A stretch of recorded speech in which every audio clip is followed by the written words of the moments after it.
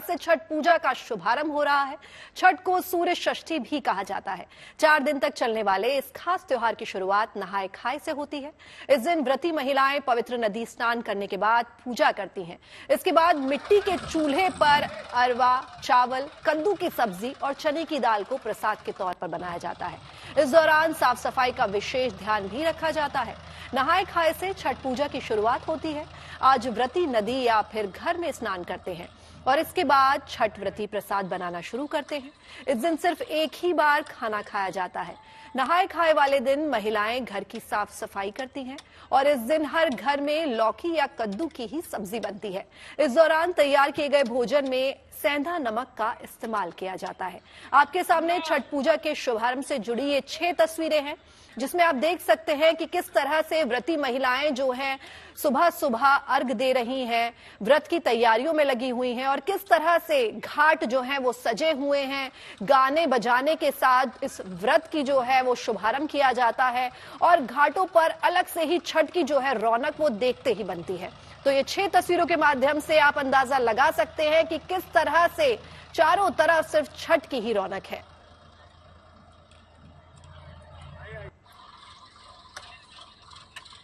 हुने बीजे बाड़ी छठी मैया, बहंगी उने काके जाए, बहंगी उने काके जाए।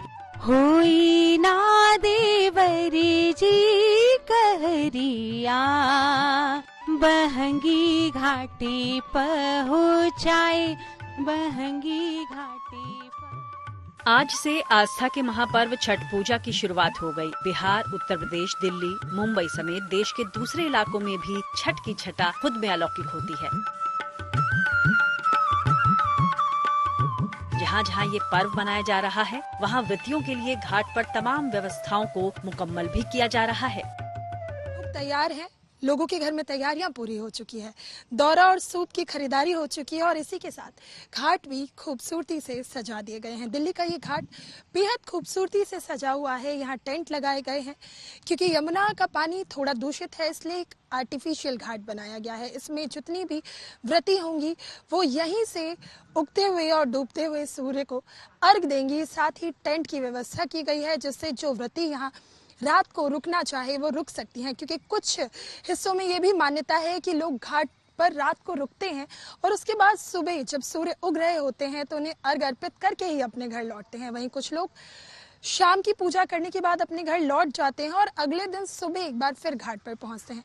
छठ को लेकर अलग अलग मान्यता है, अलग अलग हिस्सों में अलग अलग तरीकों से इस पूजा को की जाती है, लेकिन ये एक ऐसी पूजा है, एक ऐसा लोक पर्व जिसमें एक पुरोहित की भी जरूरत नहीं होती। हर घर में लोग खुशहाली के साथ छठ मनाते हैं। एक उत्सव होता है जिसमें सब एक साथ आते हैं। तैयारी हो रही है। लखनऊ में हम देख रहे हैं कि गोमती किनारे जो छठ घाट है, यानी यहाँ पर तैयारी को बिल्कुल अंतिम रूप दिया जा रहा है। साफ सफाई हो रही है और इसके साथ ही गोमती नदी में हम देख रहे हैं जाल डाला गया है, क्योंकि कहीं पर नदी गहरी है और इसके अलावा नदी को साफ किया गया है, गोमती नदी को एक तरफ, जिससे कि जो व्रती हैं वो नदी में खड़े होकर के सूर्य भगवान को अर्घ दे सके, जैसे कि परंपरा है। और इसके लिए साफ सफाई की गई है और यहाँ पर हम देख रहे हैं कि जो पक्के जो घाट में यहाँ पर सुशोभिता का निर्माण भी किया गया है। क्योंकि प्रयागराज में भी छठ पूजा की तैयारियां जोरों पर चल रही हैं। संगम में घाट बनाने का काम किया जा रहा है।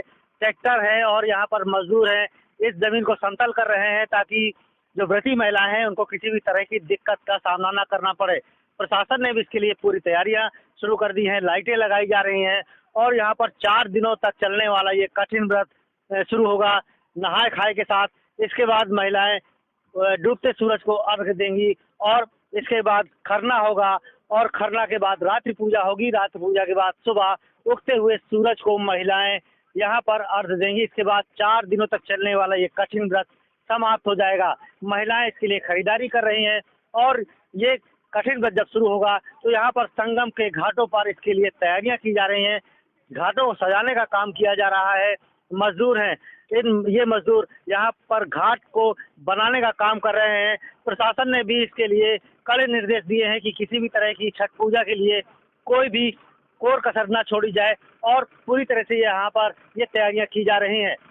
मुंबई के इस इलाके में भारी संख्या होती है जब छठ पूजा शुरू होती है। उसके अंतर्गत बीएमसी की तरफ से यहाँ पर काफ़ी तैयारियां की जाती हैं। एक अलग से स्टेज बांधा गया है जहाँ पर मुंबई पुलिस के जितने भी जो सिपाही हैं उनको खड़ा करने के लिए जगह अलग से होती है। वहीं इस पूरे जो इलाका आप देख रहे हैं, इस पूरे इलाके को साफ सफाई की जाती है छठ पूजा के 1 से 2 दिन पहले। वहीं मुंबई पुलिस का भी महत्वपूर्ण किरदार रहता है क्योंकि लोगों की भारी संख्या रहती है। इस साल भी मुंबई पुलिस के तकरीबन हजारों की तादाद में जो सिपाही हैं वो यहाँ तैनात रहेंगे। साथ ही साथ जो एक्स्ट्रा सिक्योरिटी फोर्स होती है, अगर रायट कंट्रोल पुलिस की बात करें, उनको भी यहाँ तैनात किया जा सकता है। साथ ही साथ जो लाइफ गार्ड होते हैं समुद्री किनारों पे, उनका भी अहम किरदार होता है क्योंकि महिलाएं समुद्र के अंदर जाकर भगवान सूर्य को अर्घ करती हैं, उनको अर्घ देती हैं। तो उस समय अगर कोई अनहोनी घटती है तो जो लाइफ गार्ड हैं वो तुरंत उनकी जान बचा सके, उसकी भी सुविधा जो है वो लगातार यहाँ पर बढ़ाई जाती है। साथ ही साथ सीसीटीवी कैमरेज अगर आप देख पाएँ तो सीसीटीवी कैमरे ये जुहू बीच पर अक्सर होते हैं, मगर इनकी तादाद छठ पूजा के समय और बढ़ा दी जाती है जिससे हर चीज़ पे मुंबई पुलिस का ध्यान रह सके, मुंबई पुलिस अच्छे से इस उत्सव को मनाने में और भी मदद कर सके। स्वागत कक्ष जो है वो यहाँ बनाया गया है। जो भी लोग आएंगे वो यहाँ पे उनका स्वागत किया जाएगा। उसके बाद मुंबई का ये जो जुहू चौपाटी इलाका है, यहाँ पर सुबह से ही लोग छठ पूजा के दिन पहुँचेंगे, जहाँ पर लोग अपनी अपनी जगह जो है वो सुबह से ले लेते हैं क्योंकि शाम को सूर्य भगवान को अर्घ दिया जाता है। उससे पहले बहुत सारे लोग यहाँ पहुँचते हैं, लाखों की तादाद में लोग पहुँचते हैं और अपनी जगह बनाना शुरू कर देते हैं। छठ पूजा से जुड़ी इन तमाम व्यवस्थाओं के पीछे दरअसल मकसद यही है कि लोक आस्था के इस पर्व को मनाने में किसी तरह की कोई परेशानी न आए। फिलहाल आज नहाए खाए के बाद अगले दिन खरना, फिर 19 नवंबर की शाम को बांस की टोकरी में फल, ठेकुआ, चावल के लड्डू से अर्घ्य का सूप सजाया जाएगा, जिसके बाद व्रती अपने परिवार संग सूर्य को अर्घ्य देंगे। इसके साथ ही चौथे दिन सुबह उगते हुए सूर्य को दूसरा अर्घ्य देने के साथ ही व्रत का पारण किया जाएगा। मुंबई से पारस दामा, प्रयागराज से पंकज श्रीवास्तव, लखनऊ से शिल्पी सेन और दिल्ली से नीतू झा के साथ bureau report, Good News today.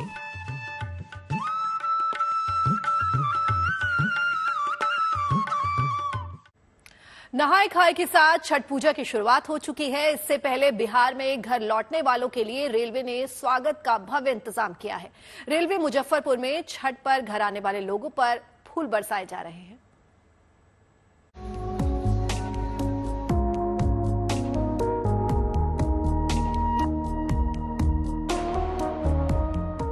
Chhath पर्व की शुरुआत आज से हो रही है, जिसे लेकर बिहार में अलग ही तैयारियां हैं। पूरे राज्य में उत्सव का माहौल है। रेलवे भी इसमें पीछे नहीं है। वो छठ मनाने वालों का विशेष ख्याल रख रहा है।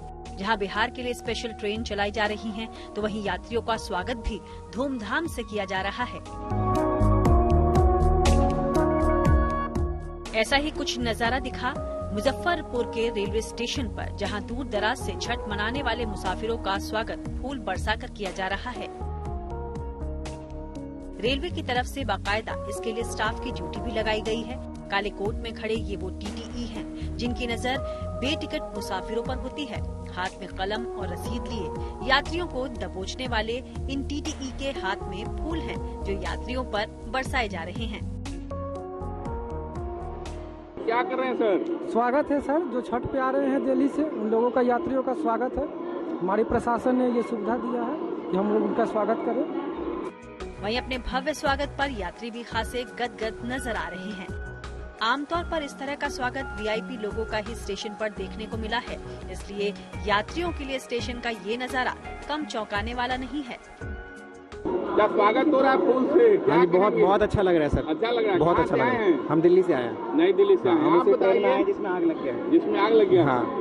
तो यहाँ पर तो काफी वेलकम, ग्रांड वेलकम। बहुत अच्छा लग रहा है, पहली बार ऐसा देख रहे हैं। बहुत अच्छा लग रहा है। बहुत अच्छा लग रहा है। छठ में आई हैं जी।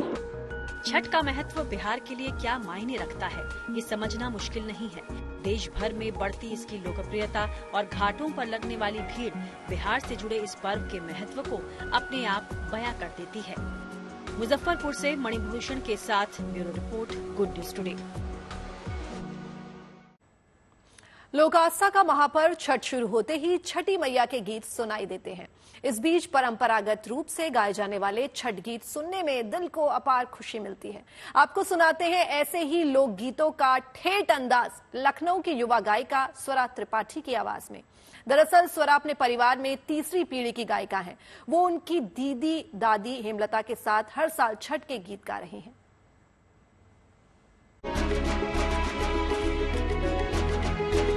कि हर घर में नहाए खाए से लेकर सुबह का अर्घ जब तक दिया जाता है तब तक गाने जरूर बज रहे होते हैं हमेशा।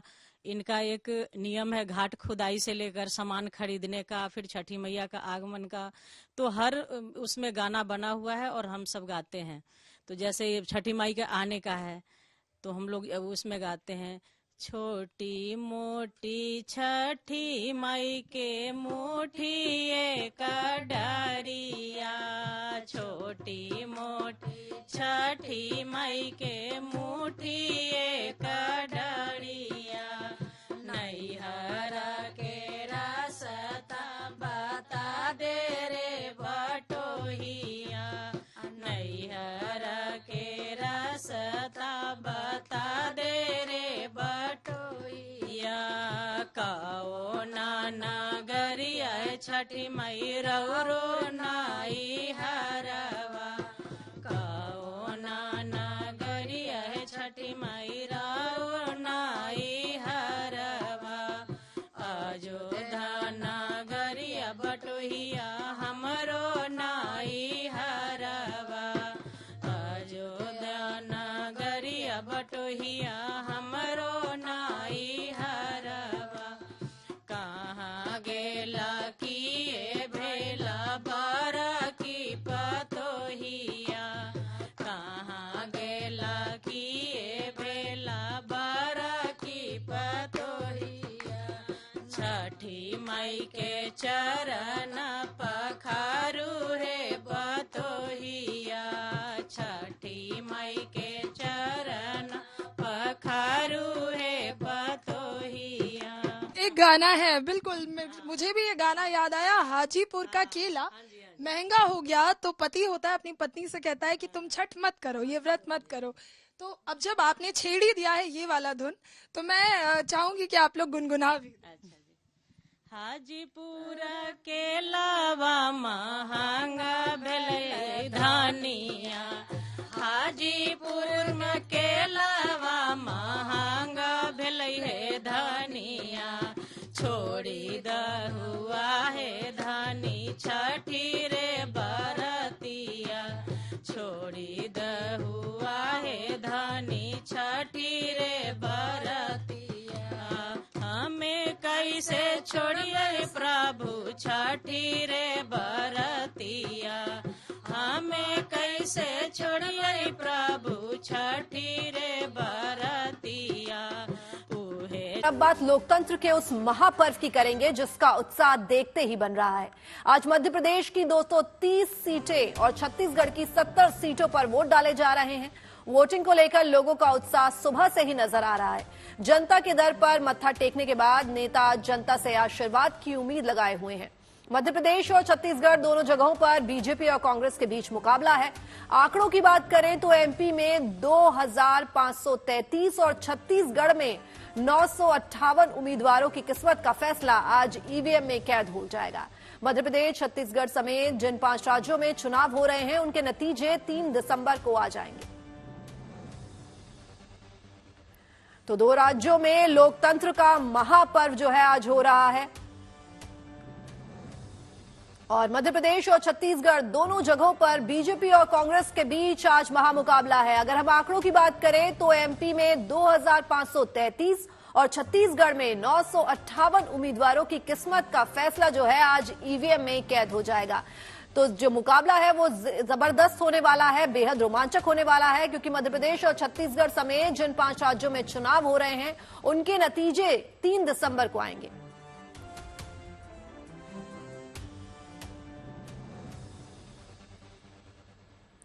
और जनता अपने नेताओं की किस्मत आज ईवीएम में कैद कर रही है, तो वहीं नेता मंदिर मंदिर भगवान से आशीर्वाद लेने के लिए पहुंच रहे हैं। ये 6 तस्वीरें आपके सामने हैं। सीएम शिवराज सिंह चौहान ने नर्मदा नदी की पूजा की और आरती उतारी, तो वहीं कैलाश विजयवर्गीय ने मंदिर में महादेव का अभिषेक किया। छत्तीसगढ़ बीजेपी के अध्यक्ष अरुण साव भी मंदिर गए और अपनी पार्टी के लिए जीत की दुआ मांगी।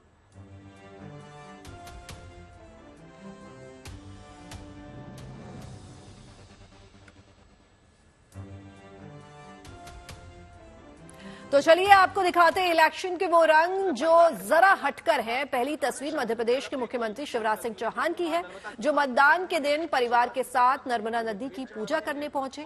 उन्होंने मां नर्मदा से आशीर्वाद मांगा। उसके बाद उन्होंने पत्नी साधना के साथ विदिशा में मतदान किया। इससे पहले शिवराज सिंह ने दावा किया है कि हर तरफ लोगों में जबरदस्त उत्साह है और उन्हें प्रदेश में लाडली बहनों, बच्चों, युवाओं और बुजुर्गों का प्रेम मिल रहा है। पालन करते हुए मुख्यमंत्री शिवराज सिंह चौहान और उनका पूरा परिवार यहाँ पे मौजूद है। उनके बेटे कार्तिकेय और कुणाल, साधना सिंह, और ये इनका नियम है पूरे परिवार के साथ शिवराज सिंह चौहान।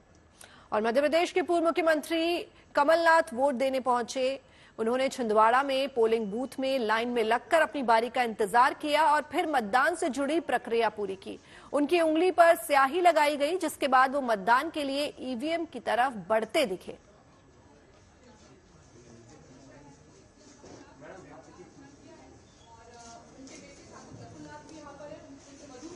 तो आप देख सकते हैं पूर्व सीएम कमलनाथ ने भी मतदान किया और सभी की तरह वो लाइन में लगे और अपनी बारी का इंतजार किया और मतदान करने के बाद उनकी जो उंगली है उस पर स्याही भी लगाई गई।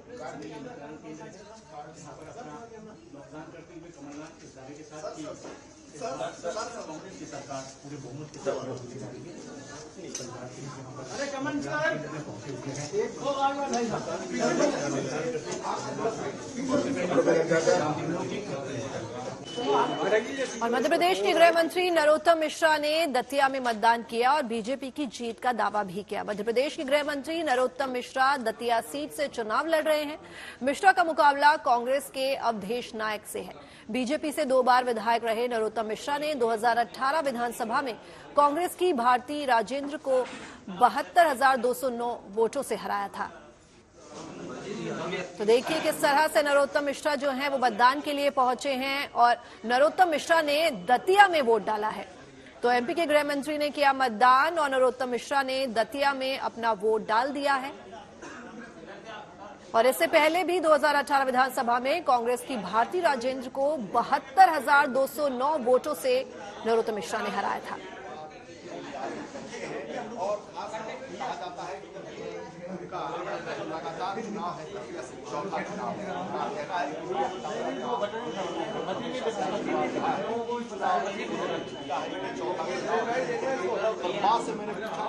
और बीजेपी नेता कैलाश विजयवर्गीय ने मध्य प्रदेश के इंदौर में वोट डाला। तो कई दिग्गजों की जो किस्मत है आज दांव पर लगी है। कैलाश विजयवर्गीय भी जो है वोट डालने पहुंचे और बीजेपी के नेता हैं कैलाश विजयवर्गीय जो मध्य प्रदेश के इंदौर में वोट डालने के लिए पहुंचे हैं।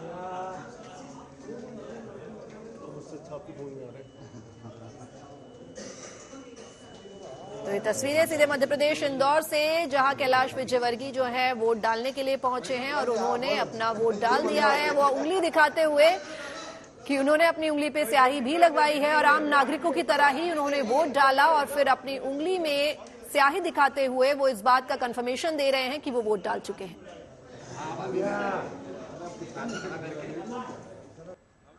मध्य प्रदेश और छत्तीसगढ़ में विधानसभा चुनाव के लिए मतदान जारी है। ऐसे में सभी नेता अपने अपने दल की जीत का दावा कर रहे हैं। तो देख सकते हैं कि सभी नेताओं ने वोट डाल दिए हैं और उंगली दिखाते हुए वो स्याही दिखा रहे हैं कि वो अपने वोट डाल चुके हैं। अब इंतजार है तो सिर्फ रिजल्ट का।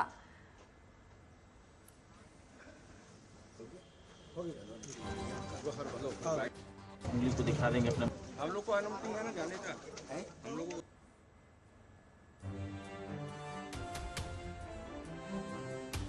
तो ये 6 तस्वीरें आपके सामने, जहां आज आप देख सकते हैं कि सभी नेता जो हैं वो पूजा पाठ करते नजर आ रहे हैं और नेताओं ने अपने अपनी सभी के लिए आशीर्वाद मांगा। तो जनता अपने नेताओं की किस्मत आज ईवीएम में कैद कर रही है, तो वहीं नेता मंदिर मंदिर भगवान से आशीर्वाद लेने के लिए पहुंच रहे हैं। ये 6 तस्वीरें आपके सामने आप देख सकते हैं कि किस तरह सीएम शिवराज सिंह चौहान ने नर्मदा नदी की पूजा की और नर्मदा नदी की पूजा आरती उतारी। तो वहीं कैलाश विजयवर्गीय ने मंदिर में महादेव का अभिषेक किया। छत्तीसगढ़ बीजेपी के अध्यक्ष अरुण साव भी मंदिर गए और अपनी पार्टी के लिए जीत की दुआ मांगी।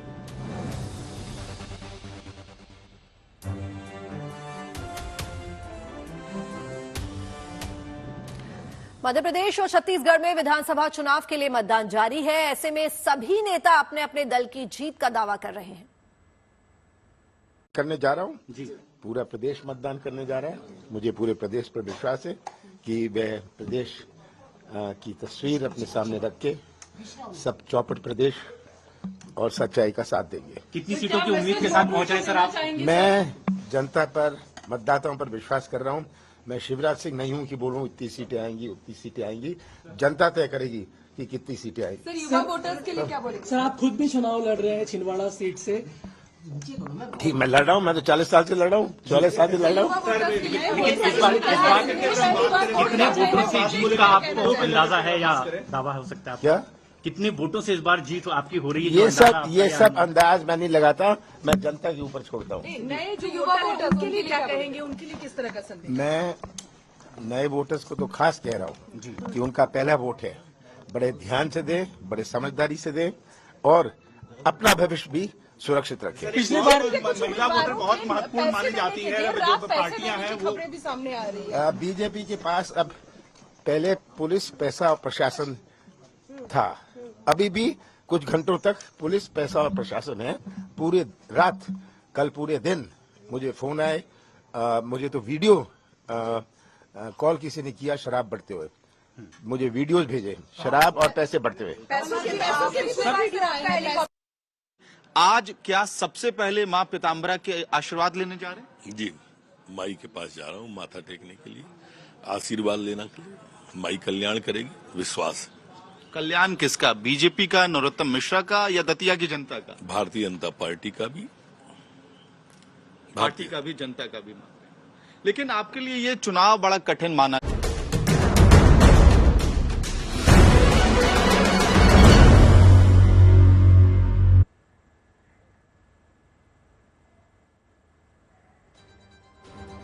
उत्तरकाशी में पिछले 5 दिनों से एक टनल में 40 जिंदगियां फंसी हुई हैं और आज छठा दिन है। युद्ध स्तर पर राहत और बचाव का काम जारी है। राहत की खबर यह है कि बीती रात से रेस्क्यू ऑपरेशन में तेजी आई है। विदेशी मशीनों के जरिए इस काम को अंजाम दिया जा रहा है। बताया गया है कि 21 मीटर तक ड्रिलिंग हो चुकी है। अब उम्मीद की जा रही है कि जल्द ही टनल में फंसे सभी कर्मचारियों को टनल से बाहर निकाल लिया जाएगा। तो ये तस्वीरें आप देख सकते हैं कि पिछले 6 दिनों से जो है 40 मजदूर टनल के अंदर फंसे हुए हैं और उत्तरकाशी से ये लाइव तस्वीरें आप देख सकते हैं कि उत्तरकाशी में 6 दिनों से टनल के अंदर 40 मजदूर जो हैं उनकी जिंदगियां फंसी हुई हैं।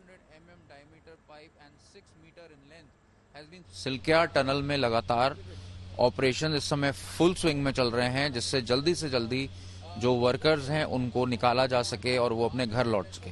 आपको ताजा जानकारी देते हैं कि अब तक 3 पाइप जो हैं, जो ह्यूम पाइप से 900 mm के, उनको सक्सेसफुली इंसर्ट कर दिया गया है डेब्रीज में और चौथे पाइप की तैयारी हो रही है, उसको वेल्डिंग हो रही है। आपको पूरा प्रोसेस समझाते हैं।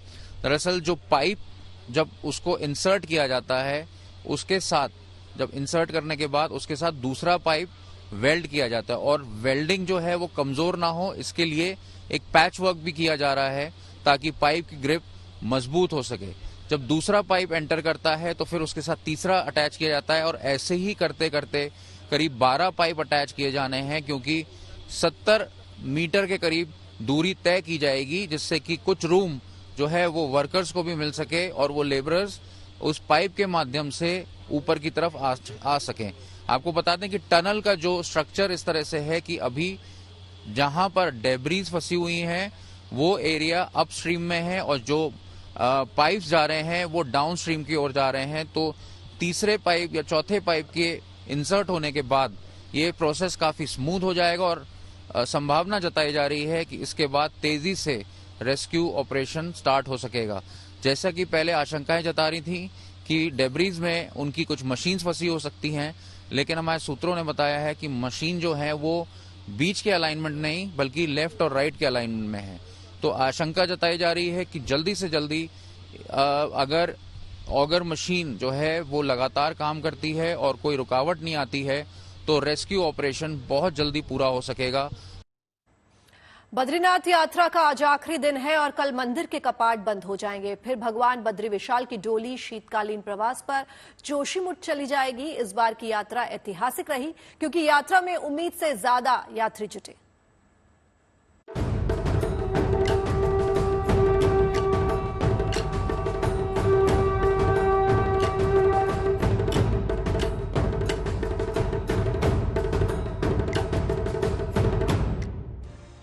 चार धाम की यात्रा करने वाले निकले श्रद्धालुओं के लिए साल 2023 का ये आखिरी दिन है जब वो बद्री विशाल के दर्शन कर खुद को धन्य करेंगे।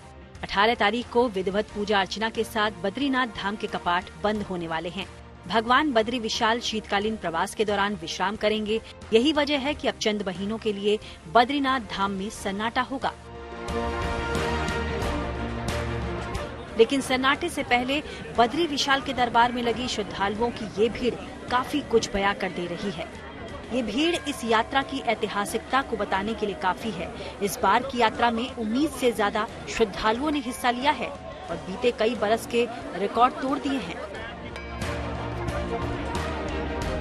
2022 में जहां 17,60,000 श्रद्धालुओं ने दर्शन कर नया रिकॉर्ड बनाया, तो वहीं इस साल पिछले साल की तुलना में 18 लाख से ज्यादा श्रद्धालुओं ने दर्शन कर पुराना रिकॉर्ड ध्वस्त कर दिया है। ये बद्रीनाथ धाम पहुंचने वालों का नया रिकॉर्ड है। पिछले वर्ष 17 लाख के लगभग यात्रियों ने दर्शन किए थे और इस वर्ष 18 लाख हमारी यात्री संख्या पहुंच चुकी है, जो कि एक बहुत अच्छा शुभ संकेत है। और हमारी जो यात्रा व्यवस्थाएं हैं और जो मंदिर की व्यवस्थाएं हैं, उन सभी में हम चाहते हैं कि अगले वर्ष और अधिक यात्री संख्या बढ़े। इस सीजन की यात्रा का आज आखिरी दिन है। इसके बाद भगवान बद्री विशाल के कपाट 18 नवंबर को 3:33 पर शीतकाल के लिए बंद कर दिए जाएंगे। बद्रीनाथ धाम में कपाट बंद होने की सभी तैयारियां प्रशासन और बद्री केदार मंदिर समिति के द्वारा पूरी की जा चुकी हैं।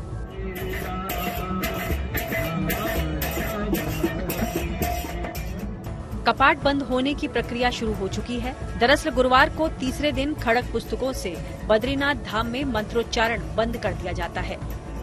वहीं आज 17 नवंबर से भगवान बद्री विशाल के भव्य मंदिर को सजाने का काम शुरू किया जाएगा। इसके बाद शनिवार को कपाट बंद कर दिए जाएंगे। चमोली से कमल नयन सिलोड़ी के साथ bureau report, Good News today. और चलिए बात वर्ल्ड कप के फाइनल की कर लेते हैं। ये मुकाबला रविवार को भारत और ऑस्ट्रेलिया के बीच खेला जाएगा। दोनों टीम खिताब जीतने का ख्वाब लेकर अहमदाबाद के नरेंद्र मोदी स्टेडियम में एक दूसरे के आमने सामने होंगी। 19 नवंबर को होने वाले वर्ल्ड कप के फाइनल मैच को देखने प्रधानमंत्री नरेंद्र मोदी के भी पहुंचने की उम्मीद है। इस रोमांचक मैच को देखने के लिए ऑस्ट्रेलिया के पीएम एंथनी एल्बनीज और डिप्टी पीएम रिचर्ड मार्ल्स को भी न्योता भेजा गया है।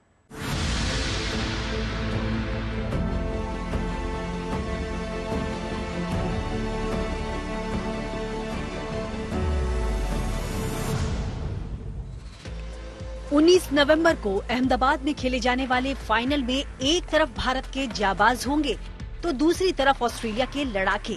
ये लड़ाई कड़क होने वाली है, घमासान आसान नहीं रहने वाला। टीम इंडिया के जहन में आज भी 20 साल पुरानी 2003 की फाइनल में कंगारुओं से मिली हार की टीस जरूर होगी, लेकिन तब से अब में बहुत कुछ बदल चुका है। इस विश्व कप में टीम इंडिया शानदार प्रदर्शन कर रही है। भारत ने लीग मुकाबलों से लेकर नॉकआउट तक अपने सारे मुकाबले जीते हैं, जिसमें ऑस्ट्रेलिया पर भी भारत की जीत शामिल है। वहीं ऑस्ट्रेलिया ने अपने शुरुआती 2 मैच हारने के बाद फॉर्म पकड़ी और फाइनल तक का सफर तय किया। अब फाइनल में ये दोनों टीमें 2-2 हाथ करेंगी।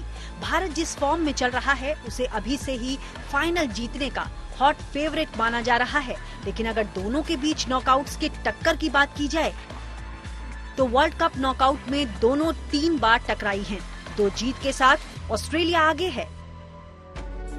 भारत के पास ये रिकॉर्ड बराबर करने का गोल्डन चांस है, क्योंकि टीम इंडिया के 11 खिलाड़ी सुपर से भी ऊपर प्रदर्शन कर रहे हैं।